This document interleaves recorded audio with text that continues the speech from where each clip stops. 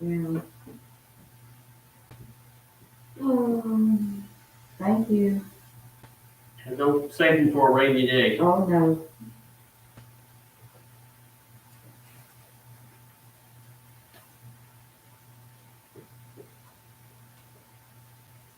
I brought some coupons. I've been to the dollar store. Y'all been to the dollar store? Um, I went twice. I went looking for Mama wanted marshmallows. I can't find them. The big ones or the little ones? Any of them. To see, Harvey's had some, but they just had a very little in a bag for $4, and I said, I'm not paying that. Then the other dollar store had them, and they were all like shriveled up, and I said, I don't want them. Then I went to this one, and they didn't have any. She wants them with her hot chocolate. Yeah, the little ones. I like the little ones. But the thing is, they come with little marshmallows. I said, that's enough. Yeah, you can never enough of the marshmallows. You know, but it's hard to find all of a sudden. I couldn't even find it in the jar. So I don't know what's going on.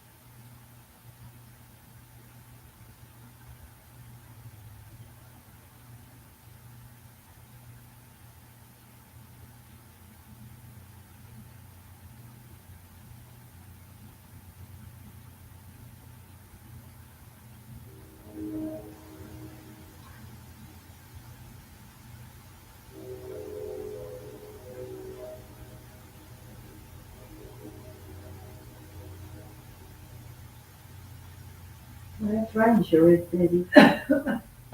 Train. I heard him early this morning, and I got stopped by him yesterday in Pembroke, and now I hear him again.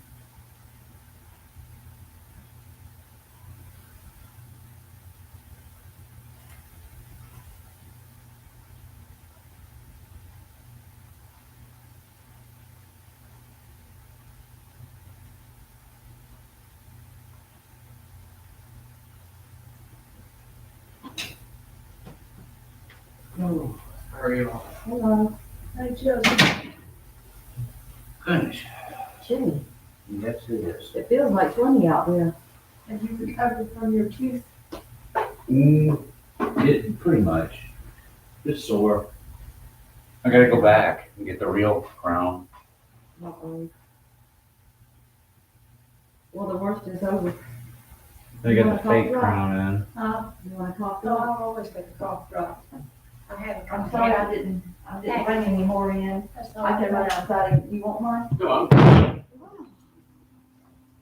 Sounds like a They drive-by. got our attention. Oh, that's Don doing that. Coughing. Costco cough. Oh.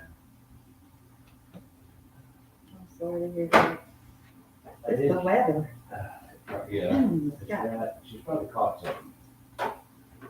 She's heading over to the dollar store here pretty quick and get her something to cough with. She can sleep tonight. She hasn't sleeping that well. Oh, no. She lays down and she coughs. Yeah. Next days, I haul stuff out in the cold to the road to trash. Oh, yeah, I done that too. Both of them, right? Yeah. Okay, good. Tomorrow, both of them. I haven't started the first one yet. I came home, fell asleep. I wish I could. I feel like I've been up for days.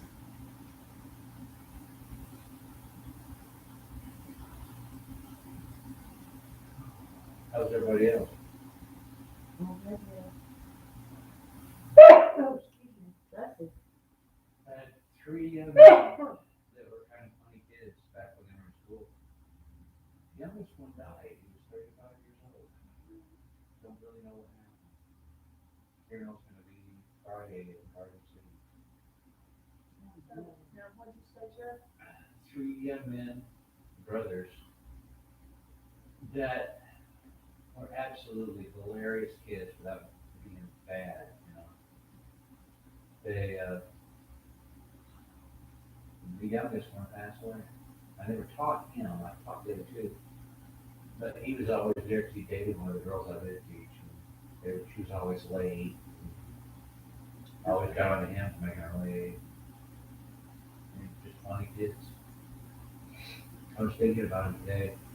That's a shame. All three of them. They had funny names. Last name was Clough. Clock, like Clippy Clock. Klopp. Have you ever read Louis Gazard? Yeah. Remember Lug Nut, Yeah. Chevy Ford Lug Nut, This was like that, sort of like it just had strange names. Paul John Chad Clough. And Chad was the one that I always thought. I remember one time he did something stupid. And he got sent to ISS. I was teaching him an elective class anyway. So I got onto him before he went to ISS. I said, that was just absolute. He said, yeah, I know it was, Tom. So as ISS, I got envelope and I put, I ran off about 10 coloring sheets and sent him box crayons. And he had to color the whole time he was in ISS. He said, came back, you know how embarrassing that was? And I said, I don't care. You acted you acting silly. Then one time, the funniest thing he ever did was he, like every teacher in the world, I cannot stand that intercom, you know, because it's right there. One teacher I know called it the holy hole. Because when it went off, everything had to stop and you had to pay some sort of obeisance to that holy hole. It was our God in education. But they all knew, he did especially, how much I hated it. He was just, he was working on a yearbook, working on a page of the yearbook with pictures. He was working real hard. All of a sudden, the secretary came over and said, Dr. Holloway, sorry to disturb you. And before I could say anything, Chad kept right on working, but he said something like, isn't this pity whether Dr. Holloway's secretary can help you? I got one funnier for you. And I mean, all of us looked around and he just kept working the whole time, you know. Can help you. My little 5-year-old niece, she wanted my phone. I handed it to her. I said, well, there's nothing on it. Just my contacts, maybe a few family pictures. And her mother said, Uncle BB, do it your own risk. Well, next thing I know, she comes up to me about 3 hours later, and she said, Uncle BB, some lady named Joy keeps calling you. And she said, I told her that you were busy and not accepting any calls tonight. I said, let me call her back. And when I told her about having she's a friend of mine, and she laughed. She said, I know it sounded like a little girl. She said, I thought I was going crazy because I called your number and a woman answered. But I thought it was so funny. I said, honey, when it rings and you see a name pop up, just come bring it to me. It's like a little adult. She just said, I told her that you were busy. Oh. And she thought it was funny. She said, I knew I called. I said, yeah, Joey. I said, but she went down the list and called everybody, all the contacts. Oh. Call me. She called him and it got me in trouble with my dad. He, I didn't tell him I was going to Florida. I didn't tell the Pope that I was. Oh. And when I saw him, he said, oh, I saw you were a part of it. And she said, he said, me and Jenny couldn't figure it out. Your phone would ring and it'd come up with a little girl and say, hello, hello. And she said, who is this? And he said, this is Jasper Black. Oh, I don't want to talk with you. And hit them. She didn't realize it was her grandpa, great-grandpa, Cameron started calling Donna. Found Donna's contact on her mama's phone and paid Edith. Hi, Grandma. And there was all kind of games on my phone. I had to get to delete them all. Macy calls her now and then. How old is Macy now? 3. 3? Mm-hmm. She's been 3 since She turned 3. And so is Kathleen. She's 3. She's been 3 since Does October. Catherine the woman with the red hair? Yeah. I And it pretends to be shy personality. She tends to get She's not shy, shy. not She was even started a in, little bit as she should. But she can take Cameron down. She's stout. At 3 years old, she could take him down. He's 6. He did something made her mad one time, and she went after him and took him down. And Mama got her off, and she said she got her out. She was still just a going, and the little curls just a go. She's a funny little thing. They all are. Cameron's smart as a tack. I mean, he's real smart. He can figure something out real quick, just like my brother, too fast. he got in his wife's car and he hadn't driven it in 6 months. He has a truck. He forgot that you had to put your foot on the brake. And so he was out there scratching his head and fussing and everything. So his son lives right next door to him, and he went up to get his truck and everything's one that he needed to drive.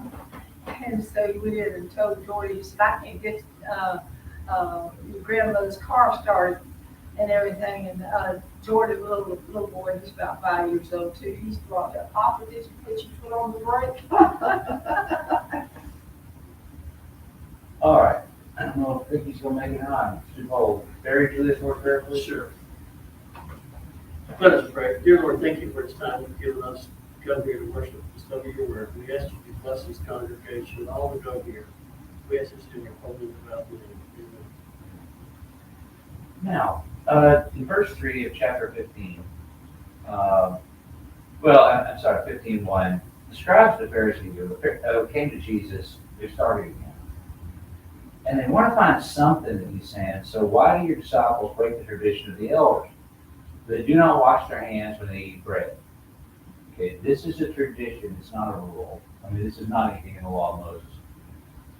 Then he answered, said, then why do you yourselves also break the commandment of God for the sake of your tradition? For God said, honor your father and mother, and the one who speaks evil of father or mother is to be put to death. But you say, whoever says to his father or mother, whatever I have said, whatever I have that would help you has been given to God. He is not to honor his father or mother, and by this you have invalidated the word of God for the sake of your tradition. You hypocrites, rightly did Isaiah prophesy about you, saying, this people honors me with their lips, but their heart is far away from me. And in vain do they worship me, teaching his doctrines the commandments of men. All right, in dealing with their accusations against Jesus, and it's so odd that we're talking about this now, because I actually taught this, and we'll teach this tomorrow because of our schedule. I teach the same thing 6 times, but over 3 times a day. Anyhow, why do your disciples break the tradition of the elders? They do not wash their hands when they eat bread.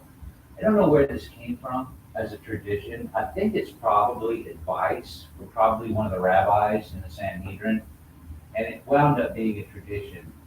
I would say, and this is just a guess on my part, the reason this got to be such a big deal is because the Jews are supposed to follow the food laws of Leviticus 11. And they also did business with, and this is perfectly fine too, but with many Gentiles in the area. Solomon made Israel a huge point of trade. Jerusalem is a little ways inland. All these coast cities, Jaffa, Caesarea, Capernaum. These are all port cities. Now, there's a lot of money to be made. And even,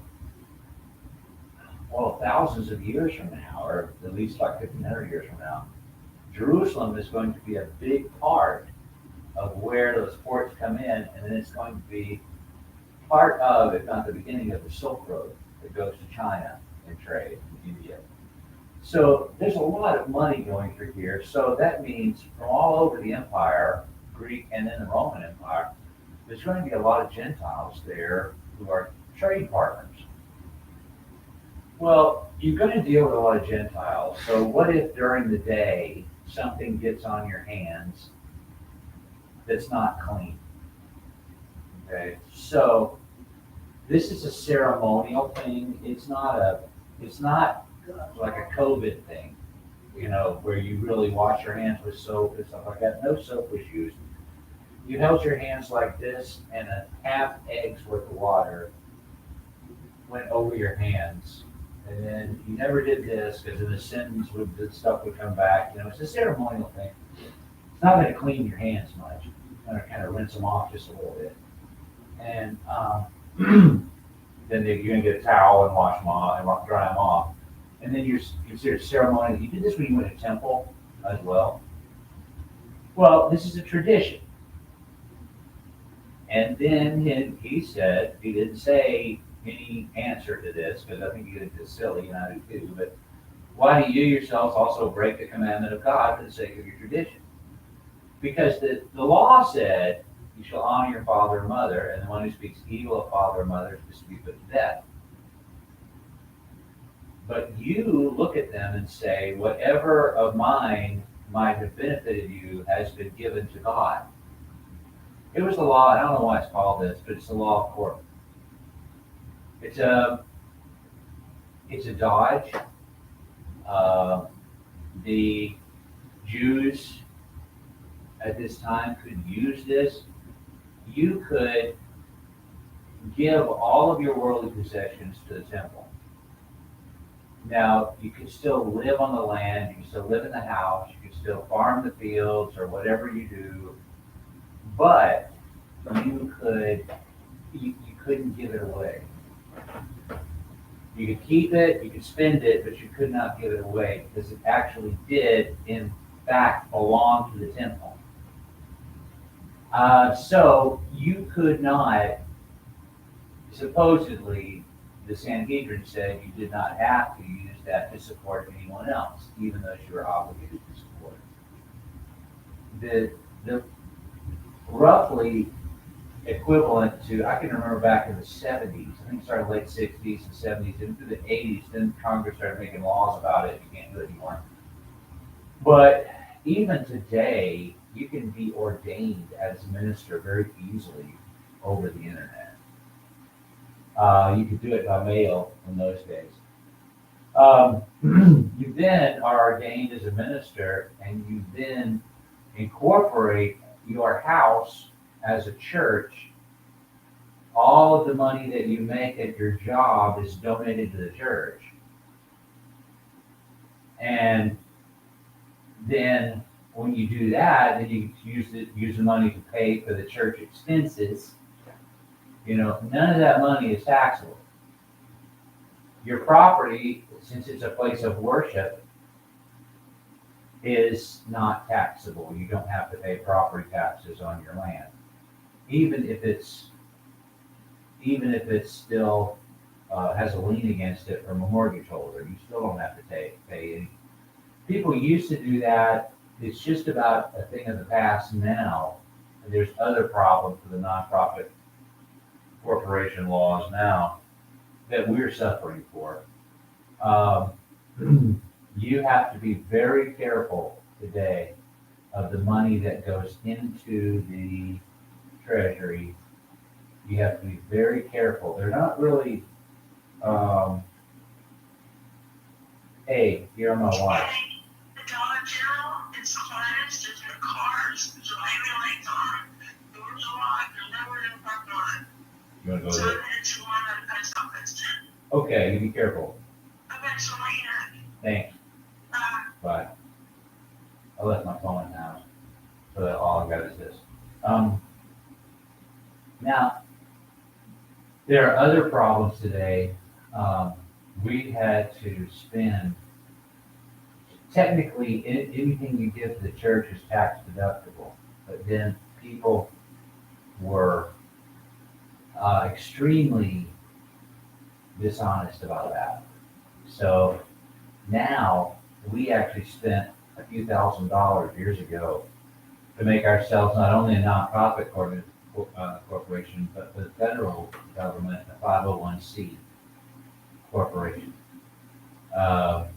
where we have an employer identification number and everything that we have to give out to people, and I have to send it out here pretty quick And Kim has to, and Teresa has to send y'all exactly what people say, well, I don't need that. It don't matter if you have to give it to, you know, because that's what it is. I always wondered what she sent me, and I was like, I gave it to the Lord, I figured it's his money anyway. We're a 501c. We have to make that disclosure to everyone, including churches who aren't going to deduct it anyway, simply taxes. I have to send them a letter that says you gave so much in calendar year, something.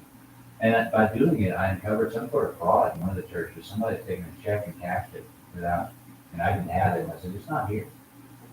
And they said, okay, thanks. And I don't know what they did, but said, I didn't cash it. I haven't seen it. This is why that after services on Sunday morning, I sit up there and stay up there because I have to fill out a paper every year that says that our money is not counted by one person by themselves, which in all fairness it is. I mean, Joe counts it and I keep an eye on him, you know, and while he does it, and he puts the number on the board, or actually has Wade do, because Wade likes that, but likes to do that, but it didn't change last week because we had time and Wade wasn't here, so I don't care about it. So anyhow, Kim actually counts it, makes a deposit all by herself back in that office, but no one counts the money unless, you know, by themselves. There's several other things we have to do.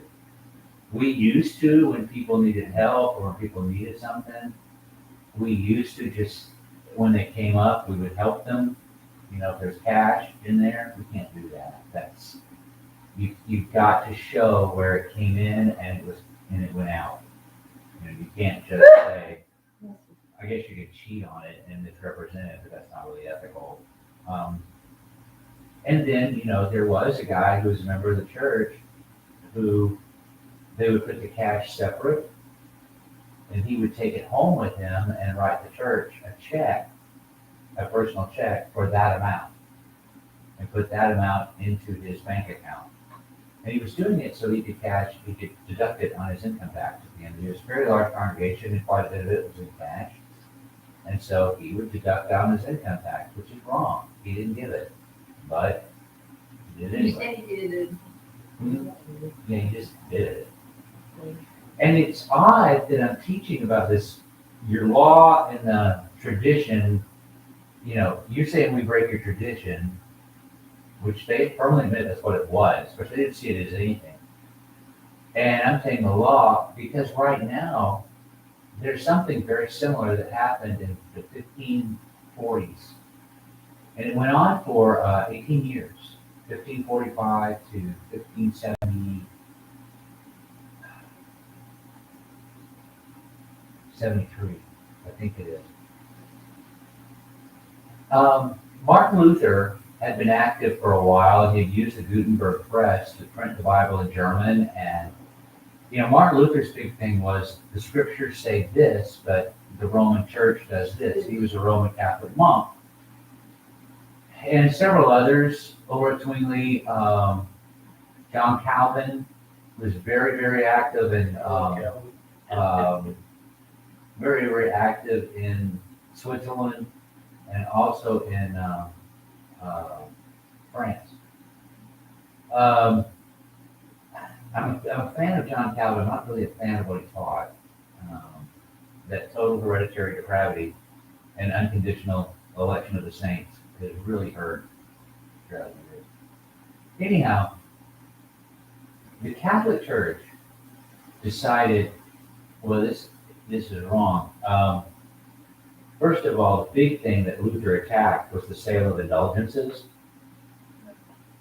And I know where that came from. Pope Leo used to be either the son or the nephew, but both were the same thing because his brother was dead and he was raising the child as his own. So we might as well say the son of Lorenzo de' Medici. I was fixing, was he one of the Medicis? Yeah, he was one of the two de' Medici popes. Yeah, basically they were bankers. Well, yeah, and they were, and they knew how to raise some cash, and I can see where the sale of indulgences came from. You remember what Martin Luther said, right? well, a lot of what he said, because I talked to kids, but what are you talking about? Where he said every time a coin goes in the collection plate, a soul flies out of purgatory. Yeah, it was that way. I mean, It got bad, like you you said, could it was buy- horrible. you could buy your way out of sin, you know? Well, and they raised all kinds of money. In fact, all you have to do is look at St. Peter's. Yeah, In that was- Rome, that's what built it. St. Peter's, yeah, we're talking millions of dollars back then. They met in a place called, I don't even know what country it was in, but Trent. The Council of Trent. The first thing they said was, all Roman teachings are correct. Which means the first thing they said was, in this 18-year-long meeting, was, we are right and everyone else is wrong. One of the things that came out of this thing, first of all, the Pope is not to be questioned. They did sort of, the only concession that I can see that they made the whole 18 years was this, and I'm not sure anybody was happy. That they restricted the sale of indulgences. They did not cut it up, they couldn't cut it out, because they already said whatever they did was right. And they put stricter moral, ethical codes on church leaders, you know, which didn't change much of anything. I was gonna say, why would you have to put a rule on somebody? Well, because some of the Oh, I know, like, and what the bishops Pope, he and had, popes and cardinals were already having affairs with women yeah, had 10 children. quite openly. And the cardinals had, they don't anymore, but they had palaces in Rome. I mean, in the Valley, what was the Vatican. And I mean, big palaces. Now, you know, one of the popes was, I remember his first name. It was Alexander VI, was Borgia. His last name was Borgia, and he was a crook from, you know, way back yonder. Well, the other thing that I was going to point out that they said is that, number one, the Pope's interpretation of Scripture could not be questioned. And they also said the traditions of the Holy Mother Church hold just as much authority as the Scriptures. There is no difference. I don't know, it sounds like I was being facetious. Were they gonna crack? No, it's not so much that is, I know, I get it, they were paying their pocket, but we were talking about. and they wanted to continue to do it, but Luther and Calvin and Zwingli just and couldn't take it. all these others were saying, well, whatever they were saying it, and people were leaving Yeah, and taking their money with with them. it, yeah, it's not the people left behind, it's just they So- took their purses with them. To be honest, I think that the Council of Trent was a losing proposition before it started. Here's the stuff I can't say in school. Well, I didn't say in school because it's not important to them, but it's important here. It was a losing proposition to start off with because you have to take the position, we have to change things to get our people back. Because England would not have been very difficult to get back. It was the Church of England and the Catholic Church were basically the same. Same thing, yeah. They pretty much worshiped it the same way, very few differences. The only thing that you had to do was change the fact that the king was no longer the head of the church, but the Pope in Rome was. England wouldn't have been that tough because, you know, nobody liked the Catholic Church, but nobody liked Henry VIII either. You know, but they did love Elizabeth, and Right. she kept it going. But then there's another thing that happened right after that. But anyhow, you've got two propositions. Number one, that we've got to change things to get our people back. But then they had to hold on to what they held on for generations. However, you can't change things because we were always right. There's no way they tried for 18 years. to reconcile those two positions together. And it did not work. And if they just have let go of some of these traditions, politically, this would not have been easy. This would not have been hard to solve. Here were these men that could make sweeping reforms, and they wouldn't have had to make too many of them. Because the people really weren't offered much of a choice, especially in England. And England was at that time under Elizabeth the richest nation in the world.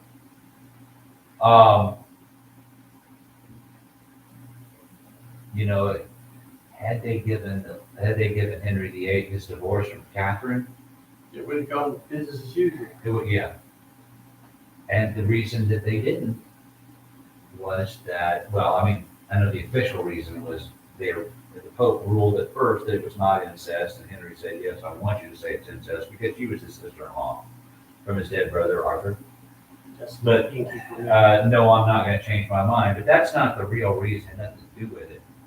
Her nephew was Charles V of Spain, who was also the Holy Roman Emperor, which means he was in charge of all the military forces for that. So that's why he didn't do it, because Charles wasn't having his aunt sent home in disgrace. So she was just sent to no, not her. No. He didn't dare. Oh, but it was the second one. He sent her to a nunnery to marry Anne Boleyn, who he did behead. Yeah, we would have had one of them. During Elizabeth's reign, Saint Ignatius, who was a Spanish soldier, wasn't Saint Ignatius, just Ignatius, converted to Catholicism when he got wounded in 1521. While he was recovering, he decided, I will no longer be a soldier for Spain, I will be a soldier for God. And he became the first Grand General, or whatever it's called, of the Jesuit order, which means the Jesuit monks were like Knights Templar back during the Crusades. They took swords and shields and armor into battle, and they had a strong loyalty to the Pope. So they became the Pope's actual hitmen. And they became the personal priests and confessors to nobility, to kings and queens, which made sure that they knew all the dirt. There were several, they called for the assassination of Henry III of France, because he didn't persecute Protestants nearly badly enough. He would imprison them, he wouldn't burn them. Yeah, see what that And involved then contention there. his, I think, son, Henry IV, became a Protestant early on. And was made king as a Protestant, and they called for his assassination. They tried many times to depose Elizabeth, Protestant Queen of England. And one time, it came pretty close to killing all of Parliament. They got a bunch of explosives and put them in the basement of Parliament. And the guy that was in charge was a scared little guy by the name of Guy Fawkes. They caught him, of course, arrested him, tried him, and hung him, which means they hung him, quartered him before he died, and then disemboweled him, in front of the crowd. That was what they did when they hung people in those days. But today they celebrate Guy Fawkes Day every year, the day that he was arrested. And they prevented the thing. And what they do is they make a effigy of Guy Fawkes out of straw, and they dress it up, and they parade it through town, and they burn it. All these little villages in England still do it today. It's a national holiday. They really don't have an Independence Day because they were never, depending on anybody except for Rome, and nobody knows when they got released from Rome. There's kind of a period of hundreds of years to do that. So that's their big national holiday, like our July 4th is Guy Fawkes Day.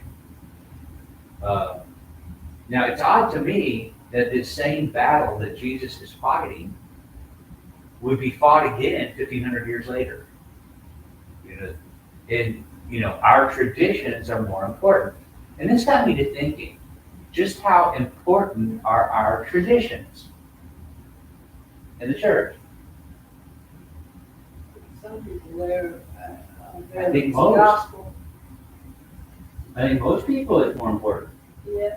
In fact, it's more important than the Bible, and in fact, several Bible passages are several biblical things that we do believe. We don't really believe them because the Bible says it, but because we've always done it that way, which is the one thing I can't stand, those two answers to anything in the church. We've always done it that way, which makes this a tradition. Or we've never done it that way before, which makes it an anti-tradition, which is the same thing. Instrumental music is one thing that bothers me in the Lord's church. Why don't we use it?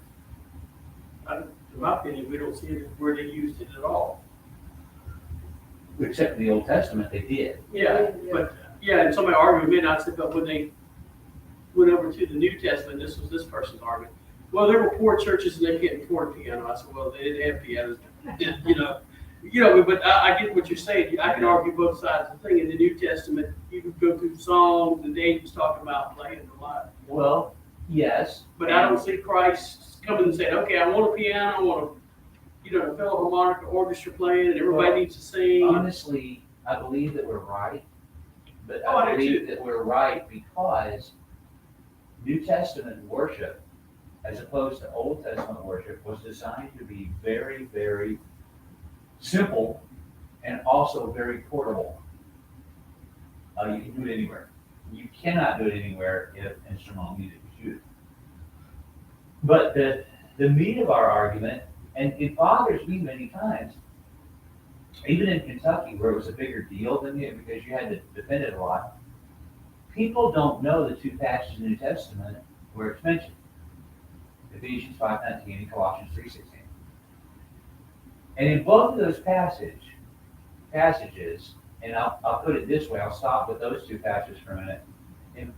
In the Great Commission, go ye into all the world and preach the gospel. We've got two commands. Go, and it says where specifically into all the world. So everything is open. It does not specify go. Okay? The how. The where is specified, but the how is not. So you can go in all kinds of ways.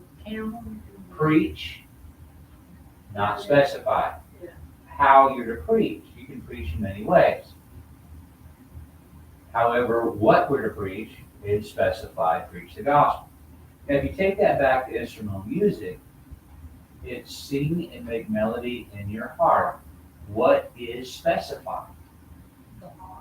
Sing, and with the heart. Vocal music is specified in both places. So by specifying one, you are eliminating the others. Speaking to yourself with psalms, hymns, and spiritual songs. It's not okay to sing some of those and add to by using other songs that people like to sing, which I think some congregations have actually done.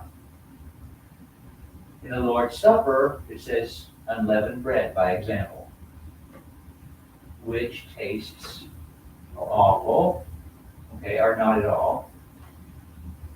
What if you, even though it doesn't say don't put peanut butter on it to make it taste better, you still can't, because it says it specifies unleavened bread, so it does not authorize the peanut butter or the jelly or the Nutella now, which would make the bread taste a lot better, and you're still using unleavened bread, aren't you?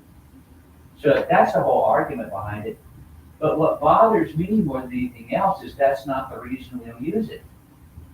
The reason we don't use it is because, and I almost put my hand over my heart every time I say this in church, because we've always done it that way. And it has become more a tradition than it has a command of God. This bothers me immensely, that we simply are doing the very same things that we condemn, and that Jesus condemned, even with the right things. We are saying we don't do this, or we do this in this way because of tradition. Because if we don't know what scriptures there are that apply to this very thing, then we're not doing it for scripture. We're doing it on the basis of our traditions. And traditions are dangerous in the church. They really are. Traditions led to denominationalism. I went and did a wedding at one of the historic Methodist churches in Savannah. And a lady was there to make sure, to keep an eye on us, to make sure we didn't hurt anything, because it was a historically valuable thing. But she was such a nice person, and I was so interested. And before the wedding, I was bored. I know the marriage ceremony like nothing. She took me around and showed me stuff. You know, the different velvet cloths that are put on front, which they call an altar, we call it a communion table. But the different cloths that are, it's very interesting, and the different banner things that are put throughout the sanctuary during different times. Even though I thought it was pretty, it's still a tradition. But then I thought, there's some of our churches that do the same thing in the exact same way. There was one congregation that had a beautiful embroidered cloth that they put over the communion after they set it out. Okay? I thought, who's that mom, your friend that used to say they had to have something on the table? You know what I'm talking about. The communion table, she was upset because they didn't put the cloth down and put the stuff on top of it. We used to have that too in Kentucky, but we had it because tradition. Somebody else. Yeah, somebody was upset because they didn't put, Well, like a doily or something. this was a cloth Yeah. that had to go over the communion. No, like the table, Yeah. you know, like a tablecloth. But when we want to use the communion table, I think, for event. They had needed a table, and the lady got all bent out of shape because they used the communion table to put books or something, or flower. Right. Something on it. Well, I put flowers. Somebody donated some pretty flowers, and we had no pretty things at all. Somebody donated after a funeral some flowers. I put flowers on a table in Kentucky. Boy, there was one lady that got upset about that. And she said, "Joe, can you remove those?" I said, "No, I'll put them there." I walked away, so I didn't want to deal with it. But she talked to somebody who was weak-willed. And move those right now. He did it. I just said no and walked away, you know.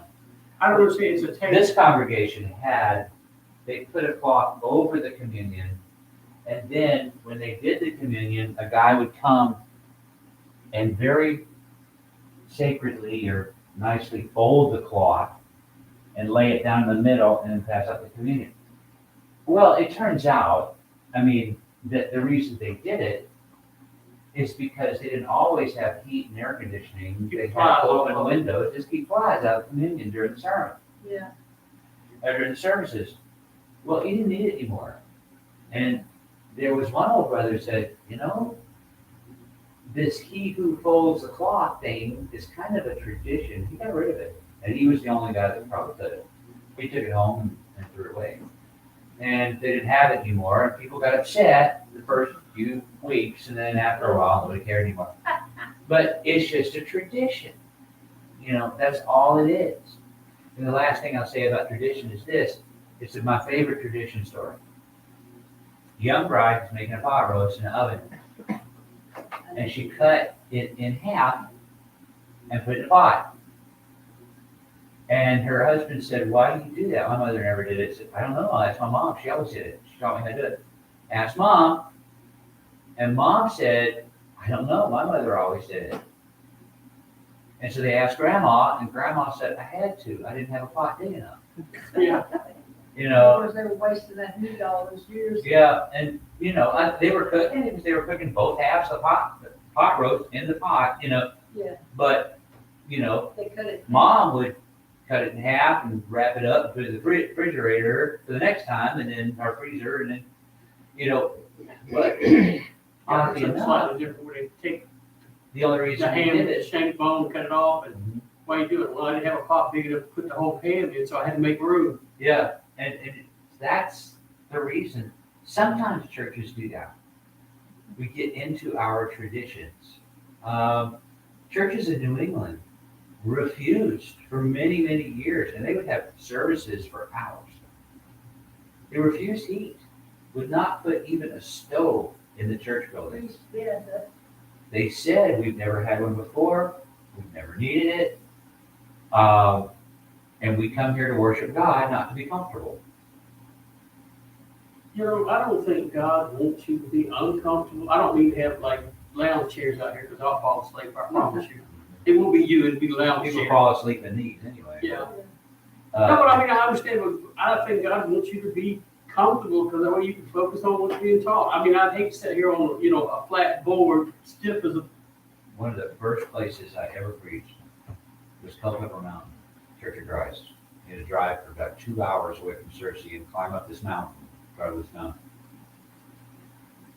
We had a window air conditioner built into the wall for the summer, which I didn't see much of. But for the winter, somebody had donated 3 of those old bathroom heaters, you know, that they're gas, and you turned them on and they heated up the plates behind it, you know, and they warmed us up. But the problem with those is up here is about 3 million degrees, and down near the floor it's about 20 degrees, and it doesn't move. And so when I would preach, sweat would be pouring off me, but everybody in the seats, their feet were freezing. What needed to be fixed was this. They needed to put a couple of ceiling fans in there. This old brother said, I'll fix it. And so we thought he meant ceiling fans. Even the church treasurer told him, okay, if you need a check or something, let me know. He said, okay. He came in one day and got 2x4s, they were like 1x2s, and he nailed them to the back of the pews so that you could put your feet up during services. And Brother Carwell, who was the treasurer, and I looked at each other and said, that wasn't what we were thinking. He said, no, it wasn't. I don't know what we're going to do now. The last time I went by there was visiting. They do have. Yeah, to me, it's like, But make it comfortable. honestly, that's tradition. We also would not buy grape juice for the communion. His wife canned it from grapes they had growing in their yard. But she'd been dead for 25 years. Oh, wow. And we still were using it. And it was awful. I mean, it was terrible. That had gone bad years ago, but we kept using it because of tradition. And in fact, one of the biggest, musicals that I know of is Fiddler on the Roof. That's the first song in the musical is tradition. This is why we do what we do. Always, it's tradition. And when you do what you always do in the same way that you always do, you're always going to get what you've always got, and that ain't enough. In my field, we change things all the time out of necessity. I first started teaching, I had 2 green books. One was a grade book, one was a roll book. A pack of chalk, an eraser, and a chalkboard, and a teacher's guide. And the kids had books, and that was it. If they didn't have paper, they did without, or they borrowed it. They didn't have a pencil, they did without. We didn't have it. Some teachers would go out and buy beanbag chairs for the kids to read in or stuff like that. I never did. I just said I taught 7th grade, and kids sit there in their desk, and you learn it, and that's about it. Now, I've still got the desks. I don't have any books. They don't have any books. Everything's computerized now. Kids got Chromebooks. They do all their essays that way. It's automatically checked for plagiarism by Turin.com and grammar suggestions by Grammarly. How many of you ever wrote an essay in school and had the teacher bleed all over it, with a red pen? Many times. We don't do that anymore, mainly because once we've done it and we allow the kid to correct it, turns out we're grading our own work. We're grading our own essay. The kids have got to correct it. Okay, you made 3 spelling errors.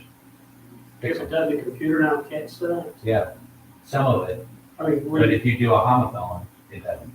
I think it's not what that is, but I mean, I thought like, If you like here and here, or there, it won't do it. 'cause it yeah, when I was doesn't talking actually to work. there, and there, there's 3 there. You're over there, Uh-huh. there, Well, yeah, trust me, I fight this battle every day.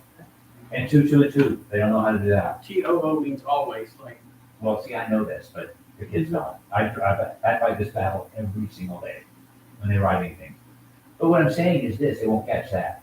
Okay, you got 3 errors, fix it. And turnitin.com tells me about that, so does Maryland. You know, and I tell them, fix it. And they resubmit it in. Turnitin.com takes about 5 minutes for a report to come back because they examine their work to every single other thing that's ever been written since the beginning of time.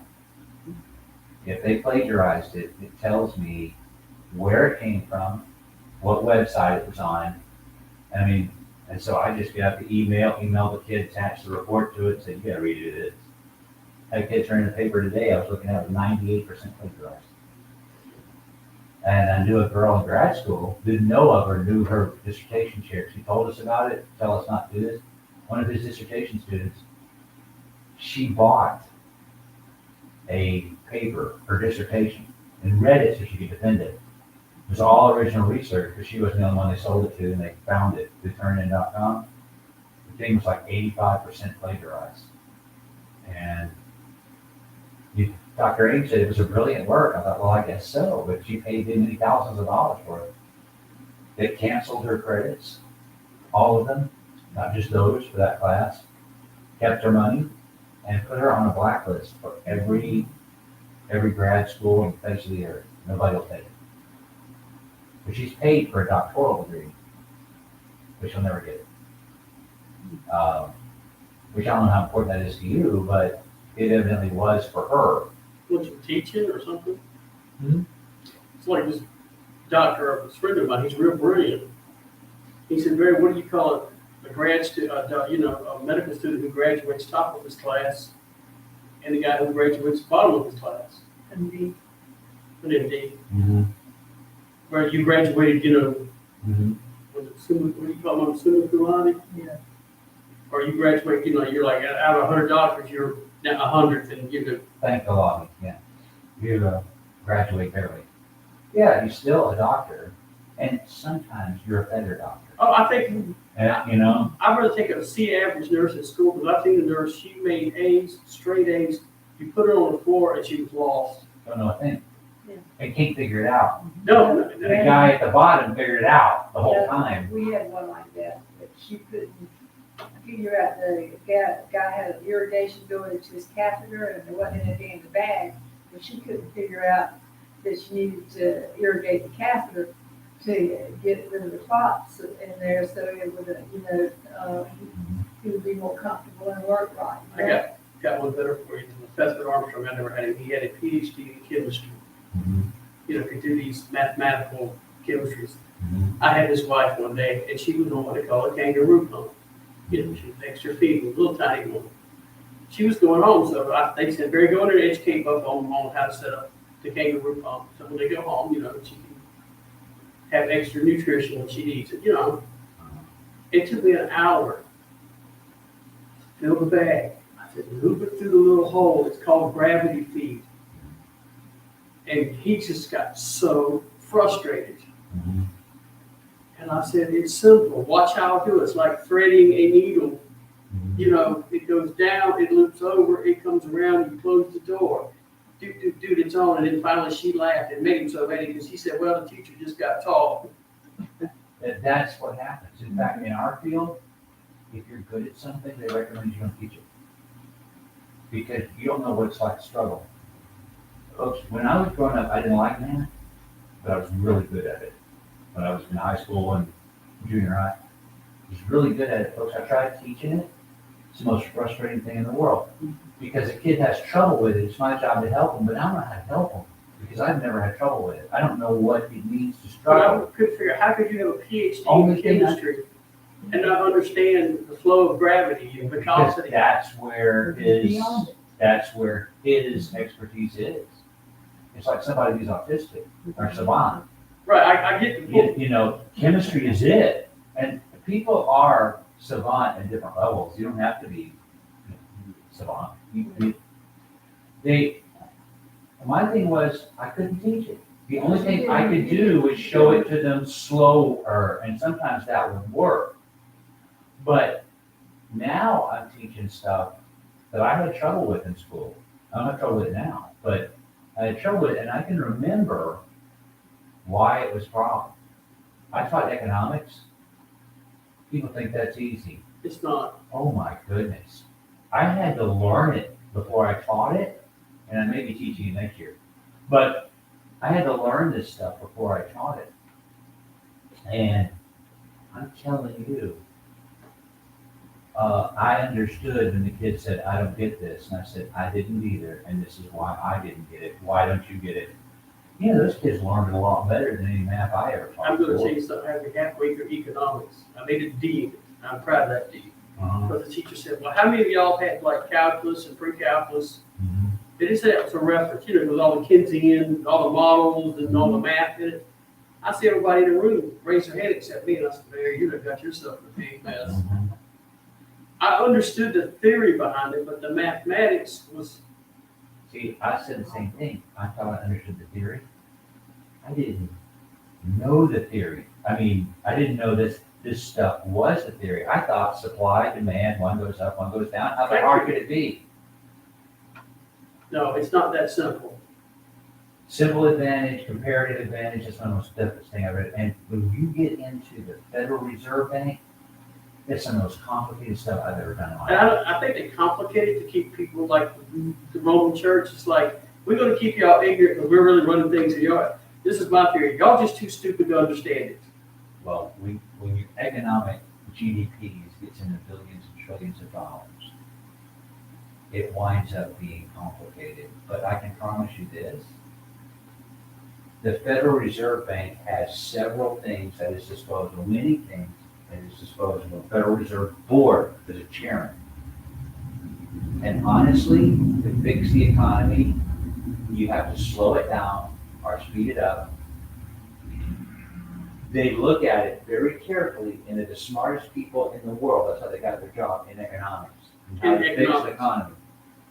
But the problem with it is, not even they, and they will admit this, although people won't figure it out.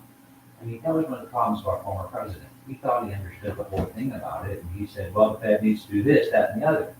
You gotta understand, this is a board in double digits of the smartest economic theorists there are in America. With a chairman who's actually supposed to be the smartest there is. They've studied it all their life. One person can't go in there and say, I know more than you. That's not gonna happen. But they will even admit, when we see a problem, we can define the problem and see where it is and see where it exists. The only solution that we have is to look at these things and with all of our knowledge and experience, pick one and say, hey, y'all, watch this. And you do it, and you see if it works. And if it doesn't work, you stop it and let it stop. We may raise the prime lending rate 0.5%. We have to stay and watch all the indicators, see if it's working and stuff. And it never works. It never doesn't work. It just works in some ways. And then you have to, and then you have to stop it, and then you watch the ripples, and then try something else. This is one thing I've learned about life. Everything has patterns. Mm-hmm. Look for patterns. But this one is not consistent. Yeah, everything, even if it doesn't have a pattern, It is not consistent. Economic theory is not consistent at all. And I don't have any more time to tell you how complicated it is. Oh, yeah. But When I got out of honestly, that class, I was finished with economics. there's more to it than supply and demand. Oh, yeah. And even there's more to supply and there's more to Demand. demand than I ever knew. It don't work that way because in our world today, supply and demand are both determined by many other factors. Did you, and I'm not trying to be funny, did you see the movie Back to High School with Ronnie Dangerfield? Remember he was in there with that economics professor and he was trying to explain to these kids how this, he's like, he's an idiot. He said, this is the real world, which is true in some ways. You have to have those guys to the top, just like right now in the pandemic. Fauci and Rand Paul, Senator Rand Paul went after it in a hearing yesterday. Fauci said, My kids are getting death threats. I'm getting death threats. And the people that work for me are getting death threats. And we've had to hire security because of you. You don't know what you're talking about. Well, Fauci and his team are working. They know more about this stuff than we do. You know what somebody said, John? Sorry, but they do, you know? And you don't death threat. In fact, Fauci didn't know he had a hot mic. And he called Rand Paul a moron. Well, he's a doctor too. I would call Rand Paul's an optometrist, so he's not stupid. No, but you don't know it is. But you know, my thing is viruses. I've been a nurse for 22 years. Mom, how long have you been a nurse? 40? 45? Mm-hmm. I'm telling you from my own personal experience, I'm working the COVID use. Don't anybody worry, I'm fine. So I just, well, I see some people come in wearing masks. I said, just, Donna asked. no, Yeah, no, just in everything. her situation, I understand because she's immune depressed. Yeah, and she's had every vaccine and a booster. Yeah, I get that, but I'm talking about other people. If you're, this is the way I look at it. I'm taking the leap of faith here. Because somebody asked me one day, are you still going to church? Like it was like, I said, if the good Lord didn't want me to go to church, I said, they'd throw me out. You know, I said, yeah, why wouldn't I? Oh, we haven't been to church in 6 months because of the, I said, no, I'm going to church. I said, that's how much faith I got. I said, if I get to go to church, well, then the good Lord wanted to call me to the house. Well, this is why at the beginning of this is what I decided to go along with. We're not going to close church. We're going to have in-person services. We recommend masks and hand sanitizers and social distancing, which we're small enough to do. Thank you. We will offer alternatives, you know, and those have been used by people around the world, more than our own people, but still, it's great. But that's from the very beginning. I mean, we're going to keep on going now. I don't know if there's any other church that's done this in our area at all. Everybody's canceling. Yeah, and even Central, I keep up with sort of whatever on my email list, I'm still on their email list. They had canceled services last week because they had 5 or 6 people. 5 or 6, stay home. The rest of y'all in school. Yeah. In church. It's like, one kid gets the flu, it's like, okay, everybody stay home, Jill got the flu. No, the rest of you come, make sure you wash your hands, and if you feel sick or you, that's what it's like where I work, everybody doesn't work the COVID unit. Well, I figured that if we just did that, we provided people opportunities, we provided people ways to worship. Larry was kind enough to bring us the portable communion things that people want, and they can join us in worship. But if we do that, the good Lord will see us through. Thank you. I don't know of anybody that's missed people because of COVID, because they caught COVID. And the only people I know that have caught it have just missed because they have symptoms, they tested positive, but they didn't have hospitalization. Yeah. Go ahead. All right, we gotta stop. What's your invitation song? 101. 101. All right, a few minutes, we're gonna sing number 101, and if you stand in need of responding to the Lord's invitation, we come. As together we stand and as we sing.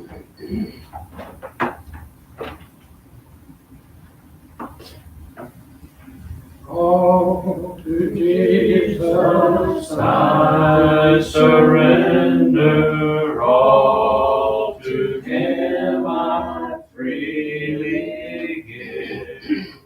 I will ever love and trust Him, in His presence daily live. I surrender all. I surrender all to Thee, my blessed Savior. I surrender all.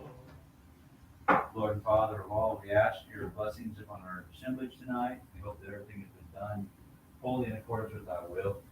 Please continue to care for each and every one of us, those who are sick, those who are lost loved ones. In the name of Jesus that we pray. Amen. Amen. All right, Super Sunday in a week and a half. Not this Sunday, but next Sunday. Right. January's going fast. I know it, it'll be Christmas again before you know it. I know. I did hear that, and I've always loved it. Southeast Georgia has 4 seasons. Beginning of summer, into summer, and Christmas. Yeah. That's Yeah, pretty much. Yeah, sometimes those all happen in December on the same day. I mean, it was, what, Sunday it was near 80, if not a little bit over 80 in some places. Yeah, And now it's cold as poo every morning. yeah, no, whoop, I it's mean, airish out there.